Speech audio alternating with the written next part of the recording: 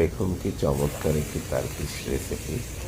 এই রেসিপিতে প্রথমে যে মিট বা মাংস থাকে সেটাকে বারবিকিউ করে নেওয়া হয়। তারপর এটাকে দেখুন সুন্দর স্লাইস করে কাটা হয়। স্লাইস করে কাটা হচ্ছে এবং এগুলো স্লাইস করে কাটার কারণটা হচ্ছে এগুলো আবার ফ্রাই প্যানে দেওয়া হবে। হ্যাঁ, এখানে ফ্রাই করা হচ্ছে। 2-5টা যখন সুন্দর করে ফ্রাই হবে তখন সেটা যদি কেটে চমৎকারভাবে দেখেন এগুলো ফ্রাই হয়ে গেল। একটু বেশি ফ্রাই করে নেওয়ার অর্থ হচ্ছে এটার টেস্টটা অনেক গুণ বেড়ে যায়।